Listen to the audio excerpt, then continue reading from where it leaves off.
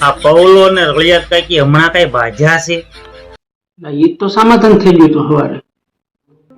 ગામમાં વાતું કરે છે કઈક પોલીસ ફરિયાદ કરવા જવાના. પણ એ બાંધ્યા હતા સવારમાં. પૌલાની ભેં છે ને, એ પૌલાની ઘરવાળી ભેંને પાવા નીકળી સવારમાં. એટલે શેરીમાં ભેંડે નીકળે એમાં ભેં કર્યો પોદળો કર્યો. એને એમ થયું કે ભેંને પાઈને આવું તો વળતા પોદળો લઈ લે. હવે એ જ અરસામાં રળિયાત કાકી સામેથી નીકળ્યા. રળિયાત કાકી પોદળો જોઈ લે.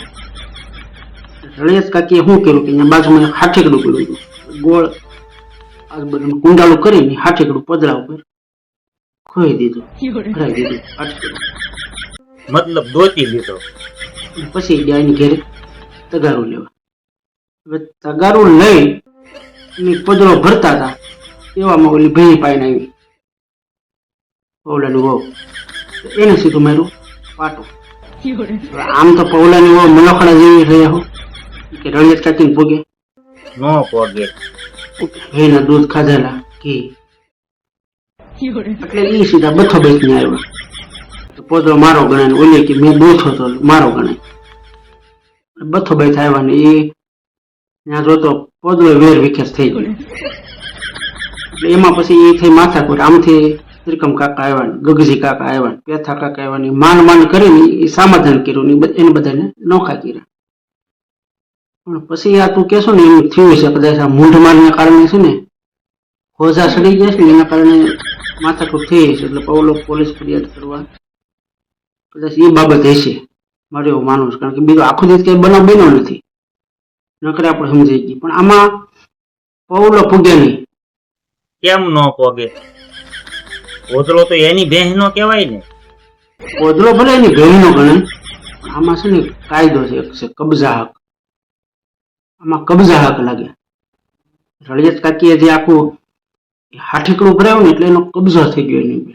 તો ખરેખર એનો માલિક રળિયાત કાકી ગણાય, પૌલાને ઘરવાળી ન ગણાય. એટલે પૌલો ન પૂગે. પણ પોલીસ ને કેમ ખબર પડી? પોલીસ આખી તપાસ કરે. મારામારીનો જે કેસ બન્યો એનું મૂળ કારણ શું હતું ત્યાં સુધી જાય છે. ત્યાં પોદળો તો આવવાનો છે સીધો. આ પોદળાના કારણે માથાકૂટ થઈ. એટલે પોલીસ આ બધું પોદળાના જે કંઈક અવશેષો વિધા હોય એ, પછી ઓલું હાથીકું ભરાયું એ બધું પુરાવા તરીકે લઈ જાય ત્યાં અને લેબોરેટરીમાં મોકલે કે આ હાથીકા ઉપર આંગળીઓના નિશાન જે પડે ફિંગર પ્રિન્ટ છે એને. ફિંગર પ્રિન્ટ કોના છે? એમાં તો બે જણાના ફિંગર પ્રિન્ટ હોય ને. બે ના હોય એમાં ટાઈમ નક્કી થાય કે પેલું ફિંગર પ્રિન્ટ માં કોનું કર્યું હતું, બીજું કોનું કર્યું હતું. એમાં પેલું તો રળિયાત કાકીનું લાવવાનું છે. હા ઈ છે. એમ નો છે. આ પૌલો જીતે નહીં એમાં કેસ. રળિયાત કાકી તરફ જ કેસ જાય. ભલે એ કેસ એને કર્યો છે પણ એમાં જીતવાના કોઈ સાનસ નથી. આવી મામૂલી વસ્તુમાં ઘેરે ને ઘેરે સમાધાન કરી નખાય.